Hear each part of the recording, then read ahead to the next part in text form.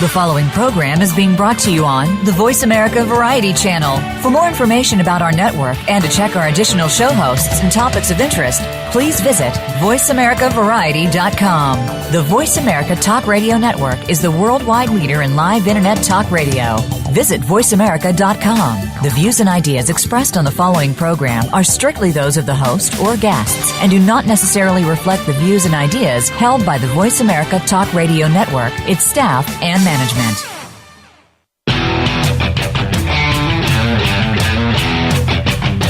Your new or existing home is one of your most important assets, yet too many people rely on sites, shows, and tips from people who are not in the real estate business when making important decisions. It's time to get real and trust a professional.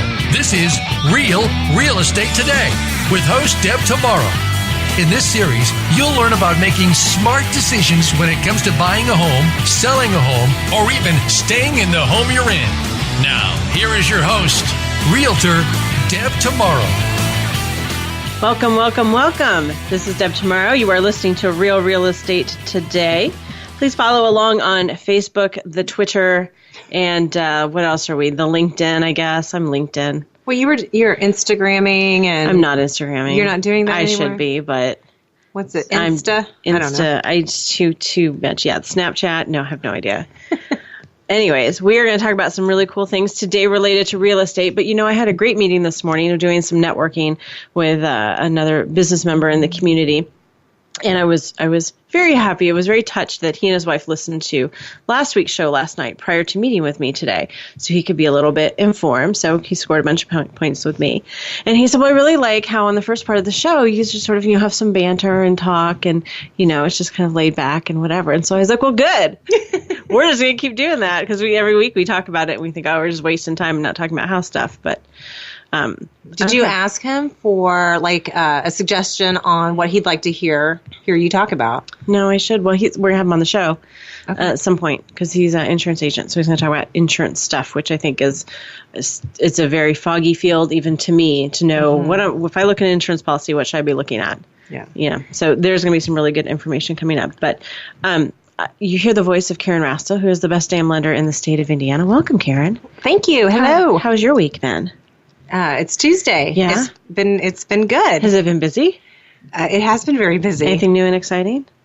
I'm joining a new mortgage company. You are? Yeah. So I'm excited about that. That's fun.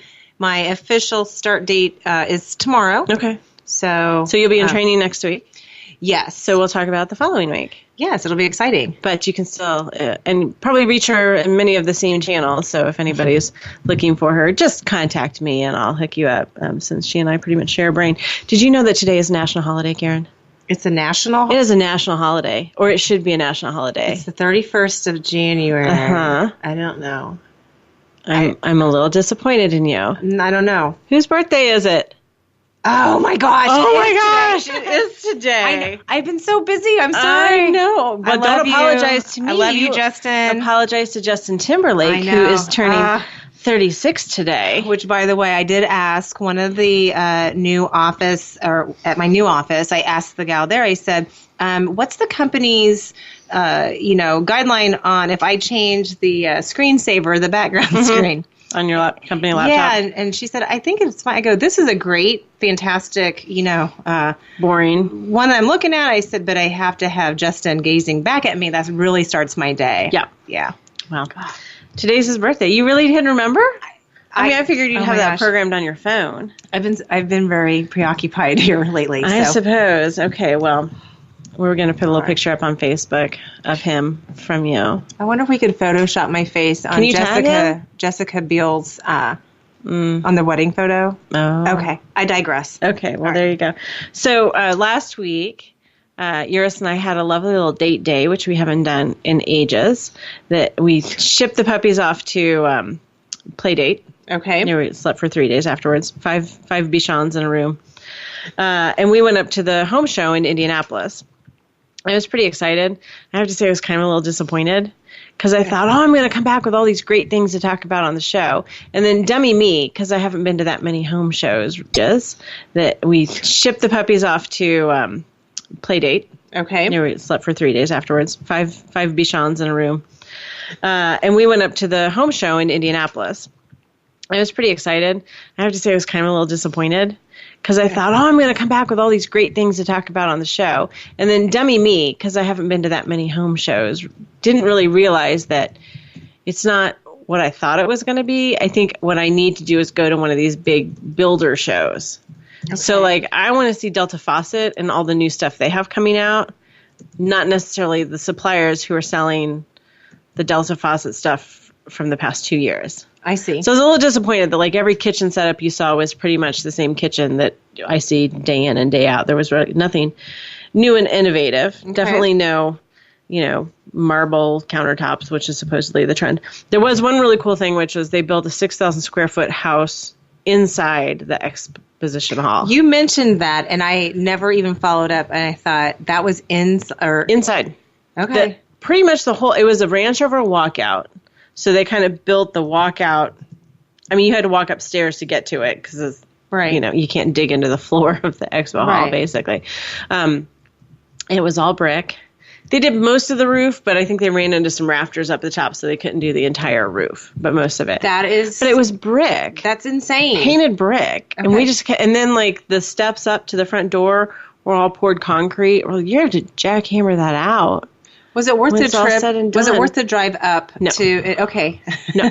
Okay. I've never gone to the Indianapolis Home Show when they have it, but they advertise it on television all the time, and I think, it's just right up the street. Yeah. I would go every few years, maybe, but I was kind of disappointed. So there were a few cool things that I saw. So inside the model home, whatever, the 6,000 square foot home that we couldn't really get past. What are you going to do with all these bricks once you tear it down? There were, apparently one of the new trends is shiplap wallpaper. Wallpaper? Yeah, it's wallpaper, but it looks like shiplap. You have to like touch it and go, oh, it's not real. That's weird. Yeah, it's kind of cool. I don't know. I'd have to see it. We're just going to put a picture up because I did take a picture of that going through. So that was kind of interesting. And I thought, the wallpaper's sort of always been a slightly trendy thing to do, like accent walls and things like that. Right, but now they're adding the additional dynamic of the shiplap. Yeah, so then I was Googling this morning. I found one on Lowe's that had like some different colors, and it was like a 3D wallpaper, and it was really kind of cool. Like, I don't know. So I thought that was kind of cool. And then another thing I saw that I thought was kind of cool, but then not, was there were these, they call them security doors. Not storm doors because they were open. It wasn't like glass. Like we're big around storm doors around here. Okay. So they're just security doors, but they were like custom cut. So you could cut it like have the metal cutouts with like your family's name or the house address or a funky design. And there's some pictures Rachel's going to put up too on that. And I thought that was really cool. And then I said something to the guy. Oh, he gave me a catalog. He goes, oh, you don't have to take pictures on your phone. You can take the catalog and have pictures of all of them. I was like, oh, okay, these are just really cool storm doors. I've never seen this. He goes, they're not storm doors. They're security doors. I said, well, I live in Bloomington. We don't lock our doors at all. So you don't lock your doors. Know what a security door is. And then the other thing that I saw, so these are kind of my top three, was the best damn coffee cake in the entire world. I know. I don't know. There was a guy, he was selling coffee cakes, and Eurus was like, I have to get some of these coffee cakes. And they were literally the best damn coffee cakes in the entire world. I have not had coffee cake in forever. It was so moist, and it's called Dave's Coffee Cakes, right? Yeah. Dave's Coffee Cakes. We'll post a link. We're going to give them a shout out because I'm telling you, these were the best damn coffee cakes. Eurus ate half a one from the time that I went to bed one night until like the next morning. There was a whole coffee cake, and when I got up in the morning, there was only half a coffee cake. Wow, I can understand that if it's that good. It was that good. So if you have a special occasion, I highly recommend Dave's Coffee Cakes. I think they have a Coffee Cake of the Month club. I may enroll Eurus in that. Rachel just went, huh? What? All kinds of flavors. All kinds of flavors. We had cherry and chocolate chip, and it was good stuff. So, all right. Should we talk about house stuff? Are we ready to talk about house stuff? We are ready. Okay. So I lied because last week I said that our show was going to be a potpourri of things. And then I ended up just getting stuck on the one topic of the FHA loans and changes, and was it really a big deal, and kind of going through all of that. Turns out, shockingly, I had a lot to say about the subject. And I guess all I really wanted to say at the end of the day was that there have been worse things that have happened in the FHA world. There have been changes under the previous administrations, so not just, lots of previous administrations that have been more costly to home buyers and kicked even more people out of the home buying world than this most recent thing. And so that being said, our message today really is, I'm going to sound like sappy, and that's not what I meant, but our message is hope. I had some great conversations with some economists from the National Association of Realtors. I know, Karen's like, aren't you smart? Not so much. As well as a senior legislative rep. And I have to say, I was actually totally shocked at how helpful they were in answering my questions. They were just, I was having two-way conversations with these people that were so much smarter than I am. And were very happy to help and give me information and answer my questions. So some of my conversations with them did happen after the show last week. So I wanted to share just a couple of additional bullet points.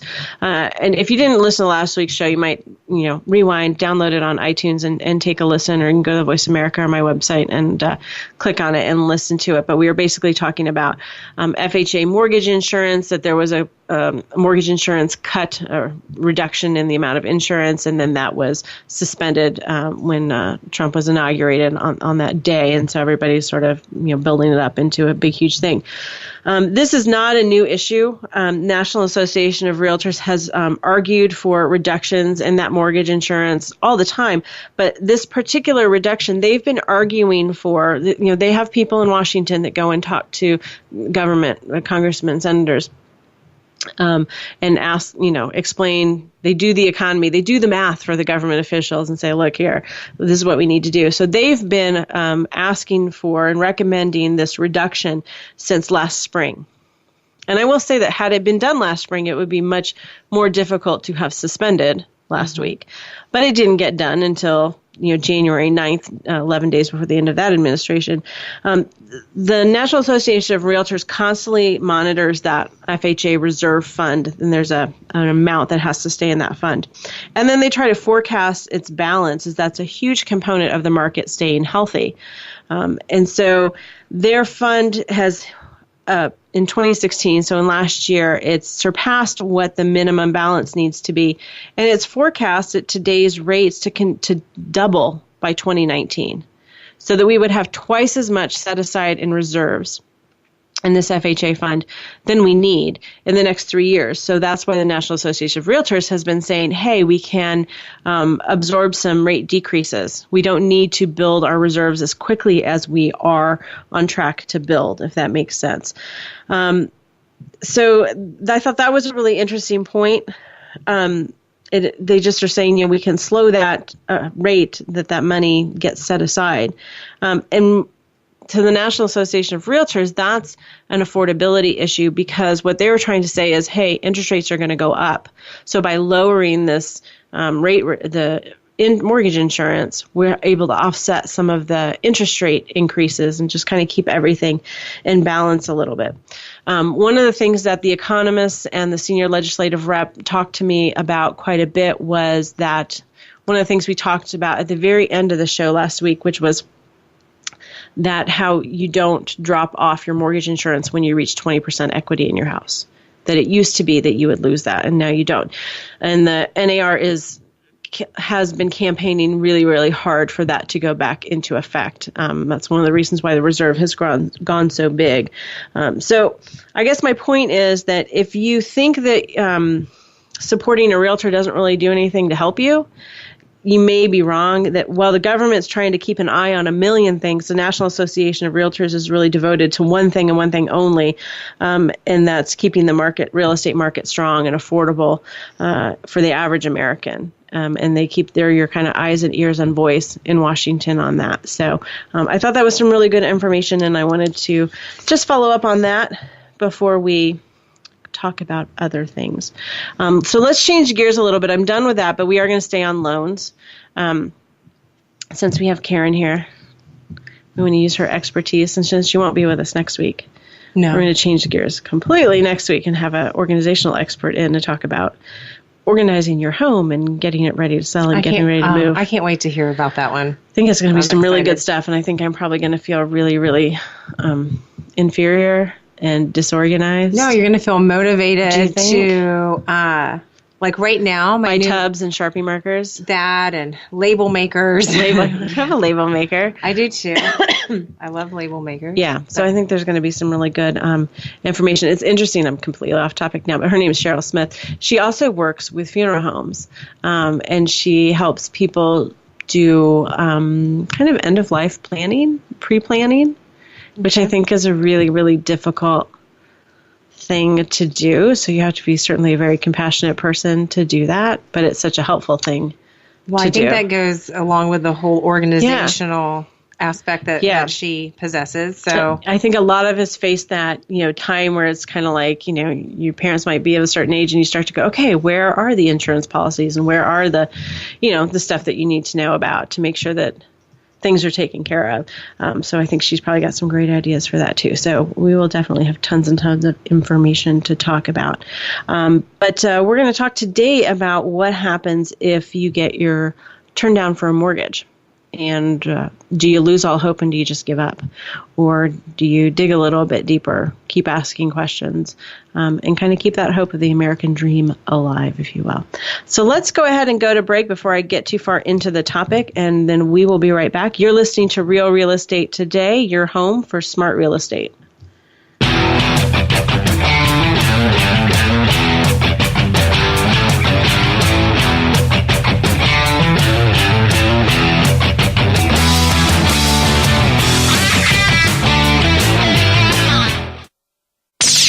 The Internet's #1 talk station. #1 talk station. VoiceAmerica.com. Are you interested in buying or selling a home? Not sure what the next step is? Deb can help. Go to realrealestatetoday.com and click on Start Here. You'll be asked a few simple questions, and Deb will personally contact you to help answer your real estate questions and connect you with a realtor in her personal nationwide network of realtors. So even if you aren't in Deb's service area, you're guaranteed to find a good match wherever you are. Visit realrealestatetoday.com. Are you finding your frequency? It can be described as that space between failure and success. It's the future of digital media. It's finding your voice. It's engaging topics, content, and ideas. Jeff and Ryan discuss the digital media space and all of its aspects. It's about making the mistakes, taking the chances, summoning the intestinal fortitude to step out of your comfort zone, and discovering what you can accomplish when you decide to try, decide to learn, decide that you have something to say, and find your frequency. Live Fridays at 2 p.m. Pacific Time, 5 p.m. Eastern Time on the Voice America Variety Channel.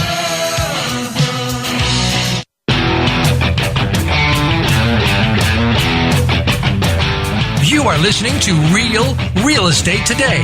To reach Deb tomorrow or with questions and comments about the show, please send an email to Deb at realrealestatetoday.com. That's Deb at realrealestatetoday.com. Now, back to this week's program. Thanks for coming back. Today we are talking about what happens if you get turned down for a mortgage. What should your next steps be, and is there hope? One of the reasons this came up, I've actually been thinking about this because I think Karen and I have both run into this a fair amount. This is the time of year where buyers start to come out of the woodworks and we start to work on getting them pre-qualified.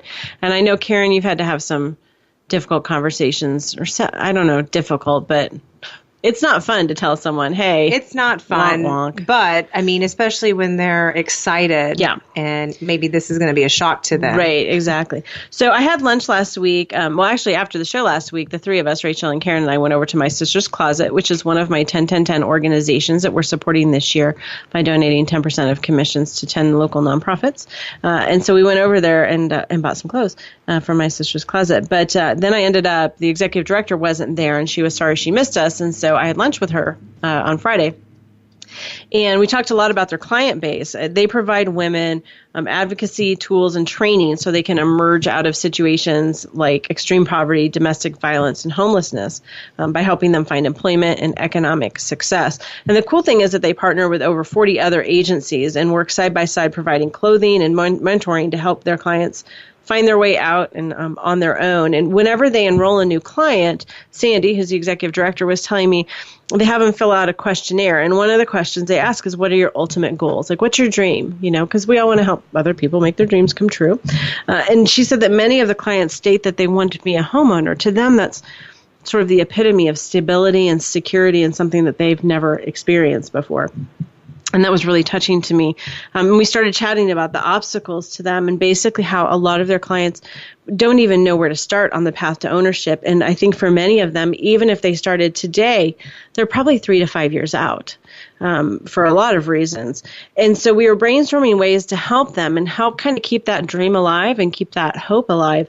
And so, Karen, I'll have to talk to you off the air about some of the ideas we came up with that, because I know you'd probably love to help. I'm going to enlist your aid on that. But, our quote for today is, when you wake up in the morning, you have two choices. You can go back to sleep and dream your dreams, or you can wake up and chase those dreams. And every day you chase those dreams, you're one day closer to living them, right? So that's what we want to talk about today. Sometimes the race is a short sprint. You just need a few months to get some things straightened out.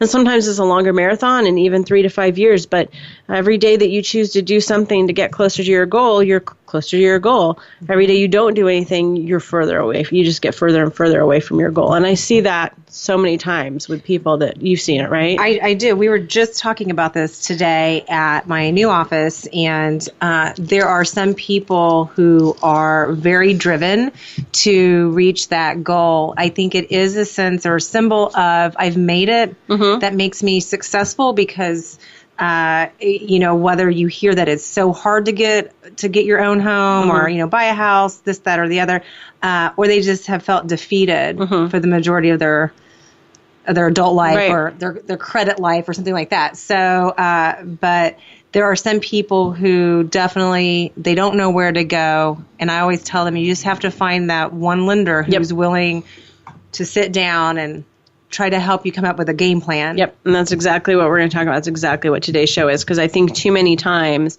they go to one person and get shot down, don't really understand why, and just kind of shrug and say, well, I guess I'll never be able to achieve that. And I would venture to say that with, anybody can get a home. You just have to do the right things in the right order. And sometimes you have to have a lot of patience. So let's do a brief review of what a lender looks at when they approve you for a loan, because then those would be the reasons that you might not qualify for a loan. So they review your credit, and they review what's called your debt to income ratio. So that is, how much income do you have coming in and how much of that is going out to pay for any outstanding debts, whether that's credit cards, student loans, car payments, anything like that. So it's obvious, I think, to most of us, credit's kind of a yes or no thing typically, right? Either your credit makes it or it doesn't. And we'll get into overlays and all that good stuff. Okay, but basically your credit hits the mark or it doesn't. With income, it tends to be, like you qualified someone recently, I know, and because there were clients that were working with me and they decided they were going to hold off a year because you could qualify them, but not for very much. And correct. So it's not that they didn't qualify, it's that it was going to be really hard to find a home that was comfortable and in their price range. Right. And it was just one person on the loan, even though there were going to be two people, but that other person wasn't going to be on the loan. So that person's income is not even in the equation. Right. So, like I said, income isn't really a black and white thing. It's are you qualifying for enough to get you something habitable and safe and that kind of thing. Not being able to get a mortgage is usually a combination of the two. If you think about it, if you improve on one side, you probably improve on the other. If you improve your credit score, many times that means you've paid down debt, which helps your debt to income ratio. But what's most important, and I think where people get tripped up is they need to understand if you get a notification that you didn't get the loan or that you can't qualify for, an amount that's reasonable, you need to understand exactly why you didn't get the loan. And you need to make sure that it makes sense to you. So you need to keep asking questions. And what do we say? What do our t-shirts say? Demand to understand. There you go. Demand to understand. Don't just say, okay. Say, what do I need to do? And if they don't answer that question for you, you need to go find a lender who will. Because I know sometimes, and I'm thinking back on this this couple we're talking about right now, and I'm trying to remember exactly how I may have worded it, because we were doing a lot of email communication. And so I tried to put in, hey, this is the amount, and the reason I can't go higher is because the debt to income threshold is, and I hope I gave a number, but to give them some background, if they want more information, I can do that. But I do know a lot of lenders and some, coworkers that I've had in the past also would just say, sorry, I'm not able to help you. Your debt to income's too high. And then that's it. Right. And then even to take it a step further, and because I was then carrying on a conversation with the same borrower, I think it was yesterday or sometime over the weekend, and saying, they said they needed to hold, and they had to re-sign their lease because we resign leases really early around here, and so you have to commit to a lease or be homeless, and so there were a bunch of factors that went into it. And she said, we're just going to focus on paying down our student loans. I said, that's great. Make sure that's the right thing to do for your short-term goal. And what I was trying to say was, if you can pay $3,000 down on your student loan, it may not change your monthly payment on your student loan. And therefore, it may not have much of an impact on your debt-to-income ratio. Correct. Right. Okay, am I looking at that right? Yes, I'm not a lender. So what I was saying to her was, if you can save $3,000 that you would have paid down the student loan, you might hold on to that and just be able to use that towards the house and be able to afford $3,000 more house. Because unless you're going to do something, and I'm saying pay down your debt. God, please pay down your debt. Right. I'm not saying don't pay down your debt. But there was a whole message board thing I was reading this morning of like a 22-year-old that was asking people's opinion, because you go to message boards when you're 22 to get people's opinions on what you should do with important financial matters. And they wanted to buy a house, but they wondered if they should pay down their student loans, and they were getting all kinds of conflicting information. I'm like, well, that was really helpful to the person who posted. But I started thinking, I don't want people to think I'm not telling you to pay down your debt, because certainly that's a great thing. No, but here's a quick example if I could just jump in. I had someone doing an FHA loan where the minimum down payment is 3.5%. She had a lot more that she could have and wanted to put down. And I can't tell, as a lender, I can't say, oh, don't do that, or you should do this. I presented her what that looked like. Like I gave her tangible, printouts and said, okay, if you did your minimum 3.5%, here's what your payments would look like and your APR and all that.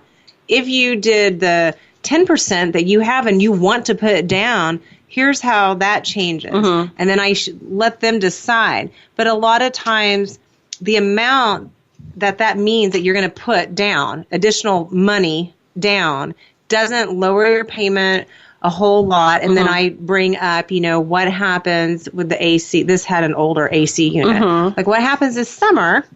And if that breaks, do you have, reserves to cover that type of thing? Just some other things to think about, but by all means, whatever you want to put down, you can put down. I just wanted to show you. And I think with her, she thought that the payment would drop drastically per month, and it didn't. Right. It didn't. But I think every case is sort of unique. I found this other example, and I just kind of pulled it out. There was a whole case study written out that I was reading, but I just pulled out the financial part. And basically it was saying this person had $20,000 to play with, and their question was, do I put $10,000 down on the house and $10,000 pay off my credit card? Or do I put $20,000 on the house and not pay off my credit card, just keep making my $250 monthly payment? And they were showing in the math the difference in the payment, but also the difference in the amount of house that they were able to afford. And by putting less down on the house, but paying off that credit card. In this situation, they could afford about $30,000 more in a house. So you kind of have to work it from all angles. And that's, I kept telling my client, we were trying to have this conversation over email, and it's like, I feel like I need a whiteboard and a spreadsheet. Yes. And she goes, it's okay. I have an Excel sheet that I'm using. So I'm like, okay, that's great. I'm still not confident that she fully understood exactly what I was saying. Yeah, it's those type of conversations that you do want to get face to face if that's possible, or Snapchat or whatever you need to do to say, I don't know. Like I talk with my hand, like no one can see me but you and Rachel. But I talk with my hands, and I feel like I can make you understand, and it makes more sense when I am. Well, some of it is I'm looking in your eyes and I'm seeing your head nod, and you're saying, yeah, I get it. Yeah, as opposed to. Yes. So, anyways, there's lots of ways to look at it. And again, that's why you need to go find a lender who will explain it to you and look it up. So like we talked about, there's really two types of rejections. Some borrowers get turned down for a home loan because they're simply not qualified for the loan with any lender. This could be bad credit or a mountain of debt, judgments, things like that. The person probably would be rejected across the board no matter where they went. So that's one kind. But the other kind, and this is the kind I want to focus on a little bit today, is what we call bank-specific rejection. There's a story on Facebook that I hopefully Rachel saw because I emailed it to you right at the last minute. And I'm not going to go over the whole. It was a pretty interesting story. It had 2 points to it. One was don't use Bank of America, I think was the point to it. But it was kind of comparing local lender versus a large lender. But the other one was this concept of mortgage rejection as bank specific. This gentleman was going to get an VA loan, and Bank of America sent a pre-qualification letter. They would ask for information. He would give it to them. 59 days into the process, at like 2 days before closing, they rejected him. Because they said, you have to have some reserves, 6 months of reserves, which sometimes in some scenarios, and I think there may have been another house, like they hadn't sold their first house yet or something. And so banks like to see that you have 6 months worth of house payments in the bank. And these people did not. And so they rejected him, right, like literally the day before closing, 59 days into the process, after having been told a million times. And he timelines it in this whole story, so it's kind of interesting. See, I'm making all these faces, but I want to read the article and get a better understanding, because that could have been possibly reviewed and underwritten directly by VA, and they may not have found out to the 59th day. But just to, well, think but about here's what's sides. interesting then. So then they go over to a small local, bank, not a big giant, whatever. And they said, we don't have that same reserve. They said, that's bank specific. Okay. We don't have that. That's what's called an overlay. Okay. And I love we're talking about overlays. Okay. Yeah, sorry. I should give you a header of what I'm talking about so you can follow along closer. I like to explain the concept of overlays, because I think people don't get it, but it's really pretty simple. Most loans have basic rules, VA loan, FHA loan, USDA loan. They all have basic rules that are set. However, individual lenders may choose to add rules on top of that or overlay those rules. And so that's what happened with this. They went to a bank that required reserves, went to another bank, didn't require reserves, was able to use the previous appraisal and all that, and got the loan closed in like 11 days. So I tell people my rule of thumb is if you get turned down by one person, and it's not because your credit score is 400, if it's something that you're kind of like, I say you go to 3 lenders before you take no for an answer. There's a lot of overkill, but at least 2. Yeah, go to at least 2. But I usually, if I'm working somewhere where there is a slight overlay, and it's and coming from a place, I used to work for a bank back in the day, and the banks are a little bit more conservative. However, to this day, I still, if it's something the company I work for has a minor overlay, I will tell that person, this is my company's extra guideline. I'm fairly confident if you shop around, you can, someone else may not have this. I highly encourage you to do that. That way, because every company is a little different, and that's fine. Right. But I don't want that person to walk away feeling defeated and like that's it. So I had something happen just a few weeks ago, and I had a young lady call me, and they had found a house they fell in love with. And she was feeling very defeated because They were trying to get a USDA loan. She had done all the research. She's a millennial. God bless them. So they'd done all the research online, right? Yes. And they came in. She's like, we talked to a lender. And I was like, oh, that's great. And she's like, they wouldn't give us the loan. I was like, why not? And she said, well, they said it was because I'm student teaching and my fiance is paying all my bills right now, so that we couldn't afford it. And I'm like, that just didn't make sense to me. Right. Yes, I agree. Nothing made with you. sense, right? Right. And so I sent her to another lender, someone local that I knew that I thought, okay, this person will help us understand what's going on. So she went to this other lender, and she didn't. The young lady didn't really have a lot. She couldn't do much on the mortgage because she wasn't working right now. She was student teaching. She wasn't going to have a job until the fall. So we had to look at the guy. And the guy's credit score just fell a skosh short of some lenders' overlays. Okay. So we knew that. Okay, now we got something to work with, right? We know, okay, that credit score is a little bit low. So now we go to lender 3. Okay. Who says, yes, I can do the slightly lower credit score. So all you needed was lender number 1 to give some more details. Yeah. Besides what was relayed to them. Right. And sometimes I tell you, future buyers out there, even if it sounds foreign and they're telling you and they're talking the mortgage lingo, get the information, write it down, or have them email it to you so that you can take it back to your realtor or someone else and say, this is what they said. I'm not even quite sure what this means. Right. But then you know. Right.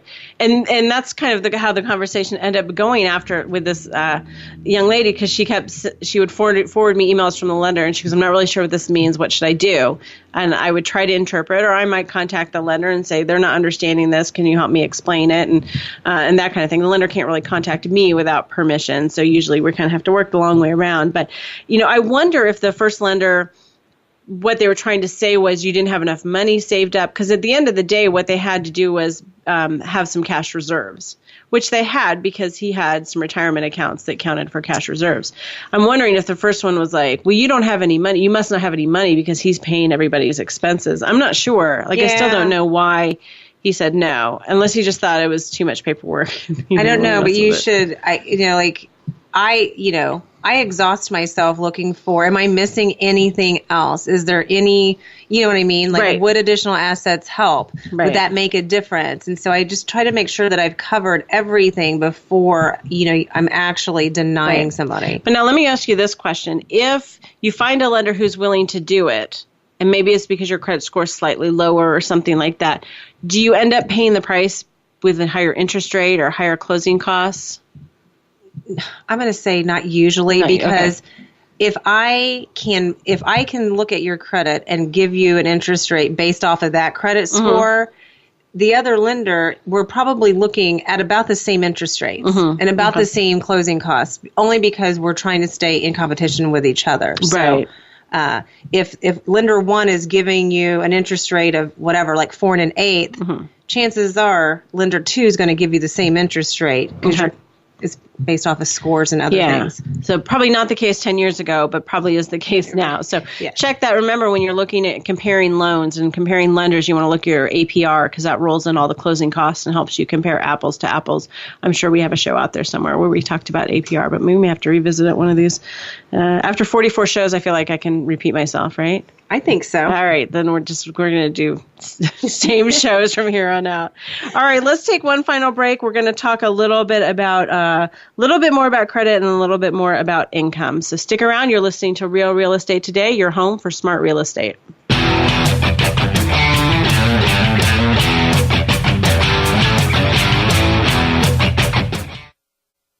Streaming live, the leader in Internet Talk Radio, VoiceAmerica.com. Are you interested in buying or selling a home? Not sure what the next step is? Deb can help. Go to realrealestatetoday.com and click on Start Here. You'll be asked a few simple questions, and Deb will personally contact you to help answer your real estate questions and connect you with a realtor in her personal nationwide network of realtors. So even if you aren't in Deb's service area, you're guaranteed to find a good match wherever you are.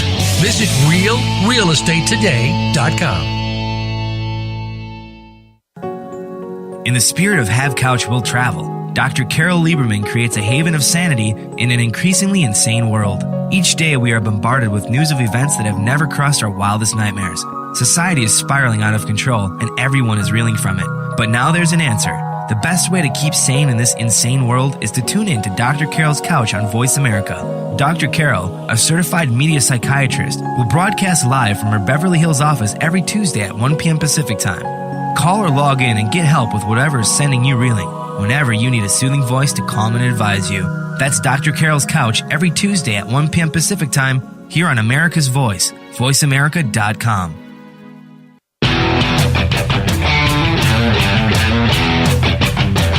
You are listening to Real Estate Today. To reach Deb Tomaro or with questions and comments about the show, please send an email to Deb at realrealestatetoday.com. That's Deb at realrealestatetoday.com. Now, back to this week's program. Thanks for coming back. We are talking today about what do you do if you get turned down for a mortgage? Do you lose all hope? Do you throw in the towel, or do you carry on and try and educate yourself and figure out how to move forward and get closer and closer and closer to your dream? Yeah. Are you inspired, Karen? No, I just had a visual of when I was a younger kid where it was like choose your own ending. Like Choose Your Own Adventure. The book, yeah. Awesome, yeah. That's what I was just thinking. Like, what do? A There lender you go. turns you down.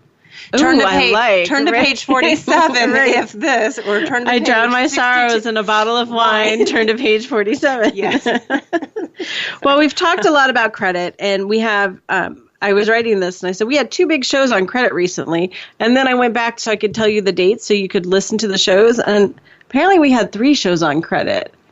How did we do? We did a 3-part series, the big credit. Was it a 3-part series, or I feel like credit is always, in the background. It is a sort of a running thread. Yeah. It's the thread that holds us together. But 3 shows, November 29th, December 6th, and December 13th of this past year. So if you really want to know everything you want to know about credit, or you should know about credit. We did go 3 weeks in a row. We went into the history and what FICO means. Yes. All the things that go into your credit score. I don't remember what the 3rd show was about, but it's on there, so it must be real. Tons of good information. So we're not going to go into crazy detail about the credit, but I do want to give some highlights. Obviously, if your credit score doesn't meet the lender requirements, you're going to be denied. But did you know that there are things on your credit report that are going to knock you out, even if your credit score is good enough? And I've seen this before. There's a couple of things that are really obvious, and that's foreclosures and bankruptcy. Mm-hmm. That you can rebuild your credit pretty quickly, but that a certain amount of time has to pass after bankruptcy or after a foreclosure before you can. That is correct. That's correct. Usually 2 years or so. It depends. It depends on what loan program. Okay. But there are some out there that it's 2 years after either the deed was transferred out of your out of your name. And And what's interesting to me, too, is that date, that I've worked with a lot of people coming out of bankruptcy or out of foreclosure, and no one's really ever clear on what that discharge date is or what that, on the foreclosure, we say, there has to be 3 years past. 3 years from what date? From when the title to the property came out of your name. So you could have a discharge of January 31st. Mm-hmm. Your bankruptcy was discharged today. Mm-hmm. It may take your lender another 6 weeks or so, or 2 months to actually get everything processed and remove your name off of that deed. Mm-hmm. So now you're talking about March, let's just say March 15th or something. Sure. Yeah. That's the date. Yeah. And so I think that's where you kind of, Right. So if that's your situation, I do want to hear some hope. As an interesting fact that I found, between 2006 and 2014, 9.2 million people went through foreclosure. That's a crazy number. Yeah. For an 8-year period. But by 2015, 1 million of those people had already bought another house. In 2015, it wasn't, that wasn't shady mortgage stuff. That was pretty hardcore. Mm-hmm. So, again, don't give up hope. There certainly is hope. You just need to be doing the right things kind of every day. It's almost like a diet. Mm-hmm. Some days it's going to be a lot harder than others. There are some opportunities maybe for shorter waiting periods if you do what's called a portfolio loan. And I don't know, you have to evaluate that situation. So can you tell us what a portfolio loan is? A portfolio loan or an in-house loan is a loan program or product that lender is going to keep on their books and not sell to an investor on the secondary market. So you may see that more so with like banks and credit unions where they don't deem it as high risk as maybe the mortgage industry would. So they're willing to retain that and potentially maybe or maybe not take a loss on it if that person foreclosed. But that's a portfolio loan. A lot of times those are adjustable rates too that they can be, or it could be a fixed rate, but maybe at a higher interest rate. But again, always weigh out all of your options. Well, I know someone around here in town who gets foreclosed on every few years, and she always turns up buying a house. And we all go, how does she do that? Like, we can't figure it out. But my guess is she's got some good relationships with banks. And they go, oh, it's okay. We'll give you a loan. And then she defaults, and they just do it again. But beware of those, because remember what we always say, if it's too good to be true, it probably is. You're probably going to have, it's not just like a slam dunk. You're going to have higher interest rates, probably, different terms. You may have to, do it as a 20-year term instead of a 30-year term or something like that. The girl I was talking about that did an FHA loan she had funds to put down, like she wanted to put down 15, 20%. She had a previous bankruptcy like that. And if for her to do a conventional loan going Freddie Mac or Fannie Mae, she has to wait 7 years. Yeah. And so right now, FHA was her option because she's still within that 7-year period. But she is that driven that she's counting down that in 28 months from now, she'll be at her 7-year mark. And be able to refinance. And going to conventional. Yes. Yeah. Interesting. I have a note somewhere, and I don't know where we get to it. Oh, does your debt define your loan? And that's kind of what you were just saying, right? That your debt or your history defines, in some cases, can define what kind of loan you get. It definitely puts you on a path that maybe that you don't want to go. But I don't know if I would say define, because you can always redefine. Well, you can redefine, right. But, I've had a couple of clients who have had to get FHA loans just because their debt is so high because of student loans. And so in that case, they had more money to put down, but they still had to get the FHA loan. FHA, they allow for a little bit higher. They're a little bit more, I think we talked about that. I feel like I'm having a deja vu. Yeah, FHA has a little higher debt-to-income ratio tolerances. Right. Let's talk real briefly about judgments and collections.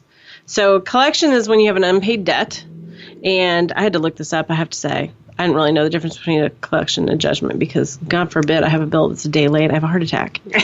Jeez. Like someone else you know, right? So collection is an unpaid debt that's reported to the credit bureaus as a collection item. It's turned over to collections. Sometimes it's in-house. Sometimes it's sold to a collection agency. I had a friend who once worked for a collection agency.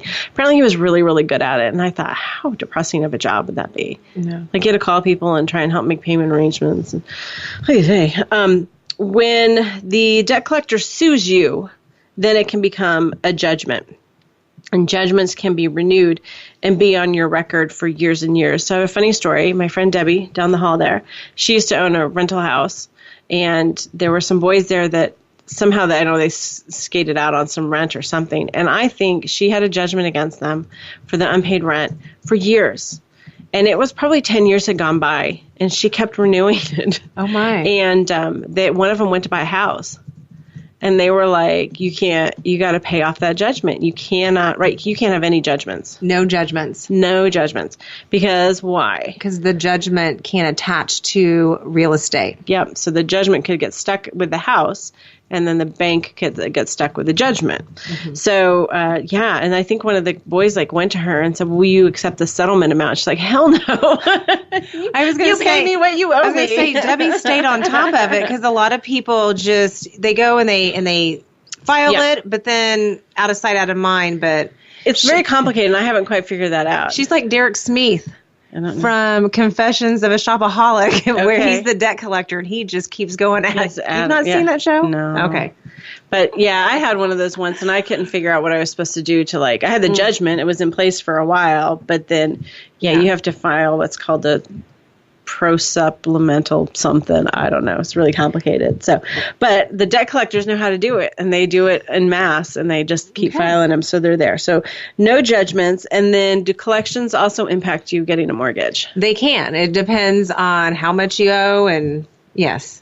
I've certainly had some buyers have to come up with money at closing. Like, oh, there's a judgment. Because I don't know that it always shows up on your credit report. Sometimes it shows up when the title company does the title search. And so sometimes that happens a little bit further down in the process. And all of a sudden it's like, oh, we have this judgment against for the this chiropractor for $7,000. Yeah, there's certain loan programs that say if the aggregate total, like you could have 15 collection items, and if the aggregate total meets or is greater than a certain dollar amount, then they're all required to be paid.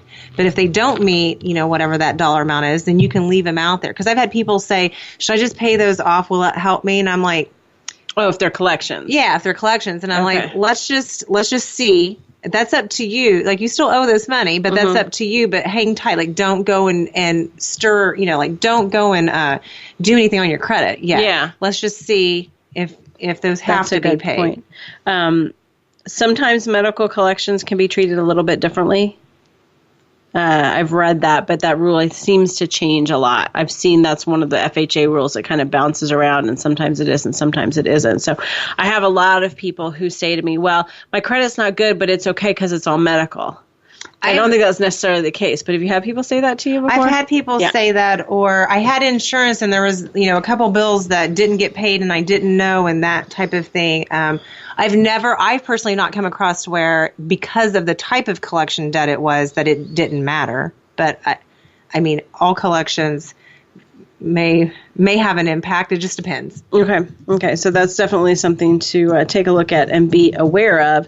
I know sometimes people get overwhelmed and all those collections show up, and then they just think, well, it hasn't bothered me yet, so I'll just keep on my merry way renting and not deal with them. A person that you and I both know, she worked almost 2 years and paid back, well over like $10,000 or $15,000. Wow. In that debt, until she could get to the point where it was not impacting to obtain a mortgage. And she really was a poster child for working at it. Yes, she was. She was.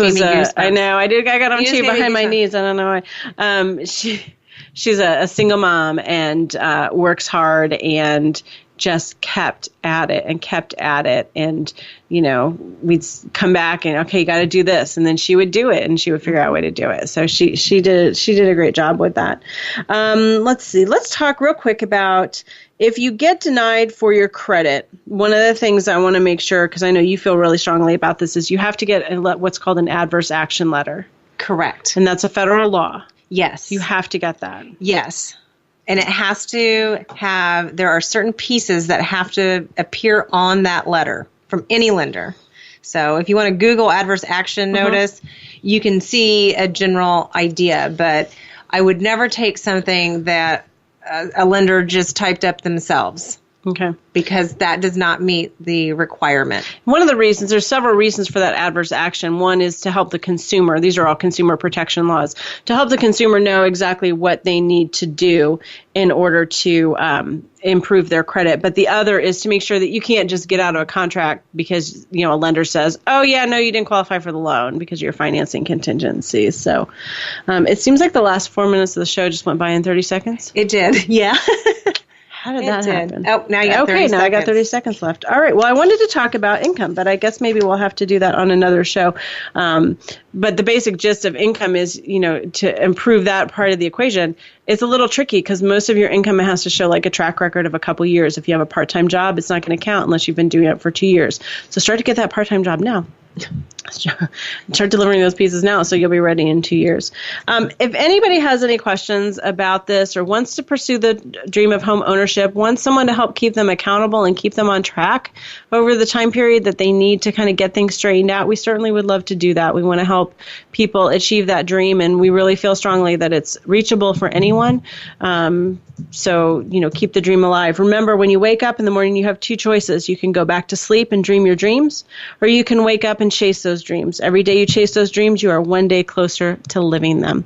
Tune in next week for something completely different. We're going to talk about organizing, and we're going to get inspired. Thank you so much for tuning in today. Karen, thanks for joining us. Rachel, thank you as always. And we will be back with more Real Estate Today, your home for smart real estate.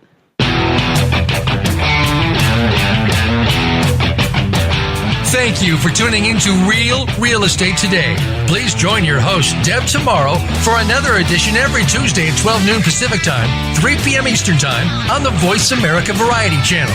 Until next week, take care of your home. It's one of your most important assets.